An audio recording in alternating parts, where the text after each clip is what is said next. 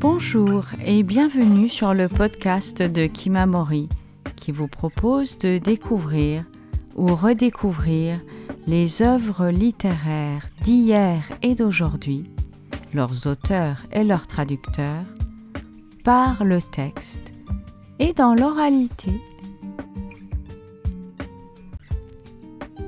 La thématique autour de laquelle cette nouvelle série du podcast de Kimamori est construite, le personnage multicentenaire, nous captive depuis des années. Nous y avons consacré un de nos clubs de lecture en Corse, 4 mois durant. Nous sommes heureux de partager avec vous quelques-uns des romans qui ont attiré notre attention. Hier, vous avez entendu un extrait du roman de Virginia Woolf, Orlando. Découvrez aujourd'hui un extrait de Romanesque, le roman de Tonino Benacquista. Un homme et une femme se rencontrent un jour par hasard dans la forêt. Lui est braconnier, elle, glaneuse. Leur histoire d'amour va débuter là, au Moyen-Âge, en France. Mais elle n'aura jamais de fin, car elle n'a pu être vécue pleinement. Et ces deux-là n'auront de cesse de traverser les temps, les continents, les cultures, dans l'espoir de se retrouver un jour. À en juger par les applaudissements, le bandit amoureux s'annonçait comme le succès de la saison. Charles Knight, qui rentrait calmement vers sa pension, s'en trouvait très agacé.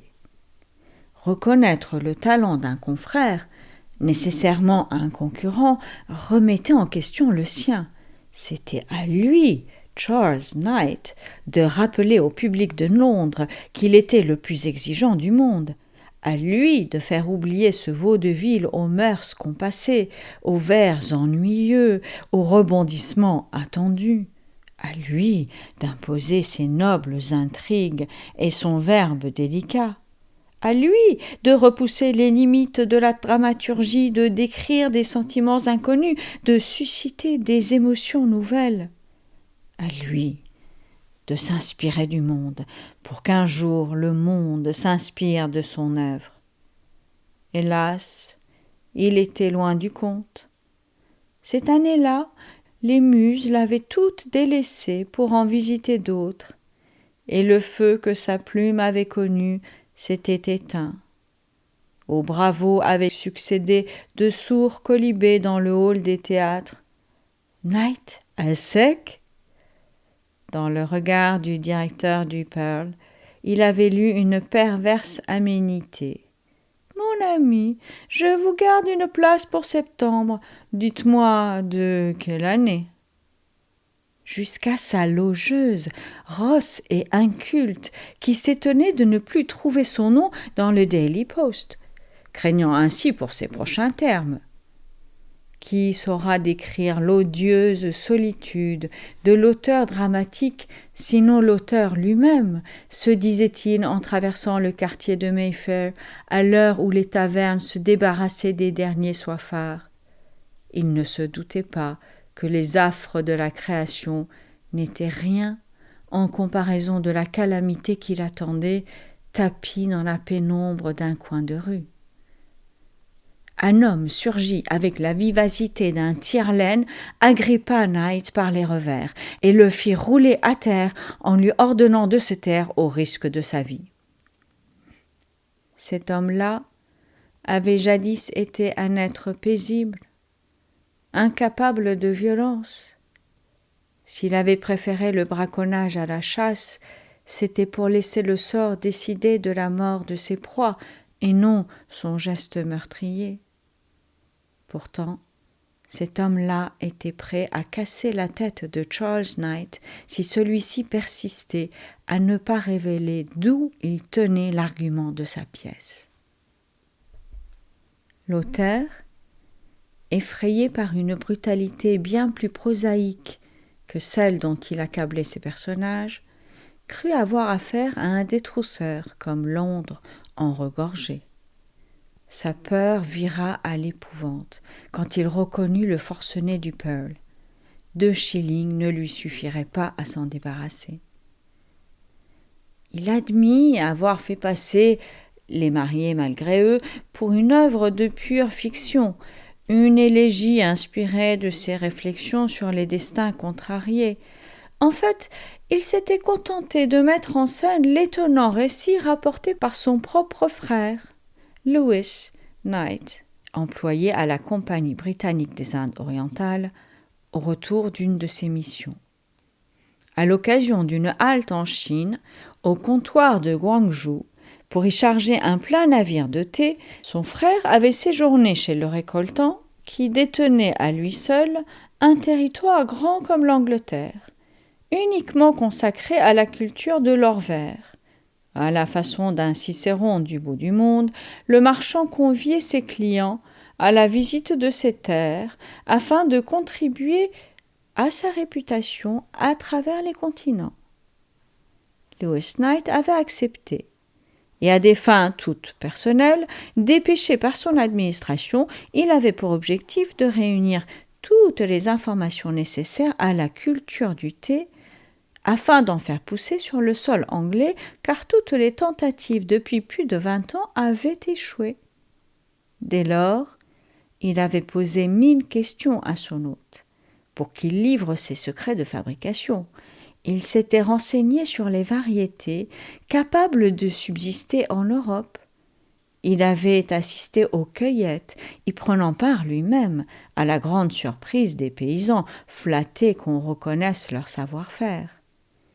Il avait partagé le riz des saisonniers, tout en écoutant les histoires qu'ils échangeaient lors des veillées, dont celle d'une femme, française, échouée là on ne sait comment, dotée d'une force de conviction irrésistible, qui avait dévoilé les épisodes intimes de son existence, sa rencontre avec l'homme le plus aimable de la création, leurs innombrables bonheurs, leurs déboires constants. Avec l'évocation de ses visions célestes et de sa renaissance, avait commencé un autre récit de pure fantasmagorie, une de ces allégories qui allument dans le cœur des mortels le besoin d'élévation. Avec ces mots à elle, elle avait encouragé les âmes terrestres à profiter de l'instant même, sans attendre, quel que fût le poids des servitudes. Là résidait aux yeux du dramaturge la partie la plus édifiante de cette histoire, comme si cette femme avait connu le divin de son vivant, auprès d'un homme, avec pour tout décor un arbre, une rivière, un feu de cheminée. Oh, comme ces mots-là m'ont manqué, avoua l'auteur, qui avait tenté de les restituer, espérant conquérir les spectateurs du Pearl Theatre aussi bien que cette Française avait conquis les cueilleurs de thé. Mais malgré les efforts de mémoire de son frère Lewis, comment recréer tant de sensations? Comment suggérer toutes les nuances allant de la tristesse à l'espoir? Comment traduire une telle exaltation et ne l'ayant pas éprouvée soi-même, et surtout comment communiquer cette gaieté imprévisible, poignante, car malgré les terribles événements auxquels elle avait survécu, elle parvenait à les décrire en riant parfois d'elle-même.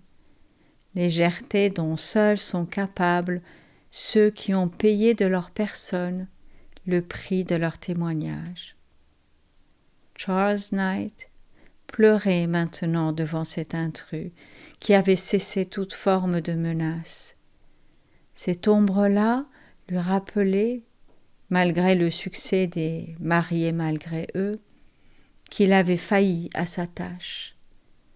En écoutant la légende de la femme à la tête coupée, rapportée par son frère navigateur, il avait rêvé d'une pièce d'une toute autre envergure, une œuvre majeure qui aurait inscrit son nom en lettres de feu dans l'histoire de la dramaturgie. Il s'était contenté de livrer une pochade qu'on oublierait dès la saison prochaine. L'intrus, quittant l'ombre, lui proposa alors le plus surprenant des pactes. Que vous croyiez ou non à mon identité et à mes origines n'a pas d'importance, et sachez que j'aurais 1000 fois préféré une vie bien plus paisible, bien plus monotone auprès de celle qui fut et qui reste ma femme. Une vie en rien remarquable, dont on n'aurait pu tirer aucune matière dramatique, et qui, dès ses prémices, aurait suscité l'ennui du spectateur. Hélas, il en avait été autrement. Mais aujourd'hui, il était en mesure de suggérer à Charles Knight une toute nouvelle version de ces mariés malgré eux. Comment espérer une muse plus précieuse que le personnage lui-même, prêt à souffler à l'oreille de l'auteur toutes les images que sa mémoire avait retenues, à veiller à la justesse de ses vers.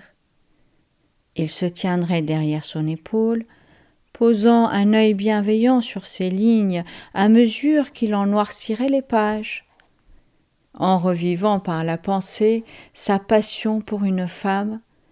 Il la décrirait sans se soucier des procédés du dramaturge, mais en retrouvant la force du réel et le retentissement du vécu. Charles Knight entrevit ce qu'impliquait cette étrange collaboration. Écrire sous la dictée et se faire corriger comme un enfant courbé sur son pupitre? Oublier sa licence de thaumaturge pour se plier aux exigences d'un personnage? S'aventurer dans les recoins les plus obscurs de sa psyché? Bousculer le bon sens, la vraisemblance, voire les règles de la dramaturgie classique? « Oui, 1000 fois oui !» cria-t-il de joie. « Quel auteur au monde refuserait une occasion aussi unique ?» Mettons-nous au travail sur le champ. J'habite à 2 pas, ma logeuse nous fera du café bien noir, je sens déjà ma plume toute prête à s'envoler. Son nouveau collaborateur freina cependant son bel enthousiasme en lui rappelant qu'un pacte induisait nécessairement une contrepartie. En échange de sa prestation, pour laquelle il ne percevrait aucune rétribution ni n'exigerait aucun crédit, il demandait à être présenté à son frère capitaine, afin de partir avec lui sur le lieu même où il avait rencontré cette cueilleuse si inspirée, qui, peut-être, par choix ou par contrainte, vivait encore là-bas. Charles Knight comprit alors, sans tenter de l'expliquer, que l'homme en face de lui était bel et bien cet amant maudit à la recherche de son bonheur perdu.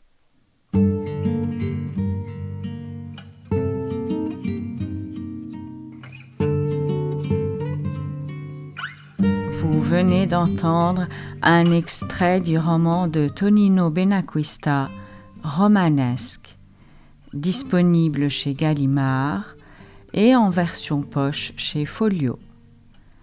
Demain, nous poursuivrons notre navigation aux côtés des personnages multicentenaires avec un 3e extrait de roman sélectionné pour vous. Chères auditrices, chers auditeurs, n'hésitez pas à consulter notre site internet kimamori.fr, nous suivre sur les réseaux sociaux et nous serions très heureux de vous voir rejoindre notre communauté de lecteurs en adhérant à notre association.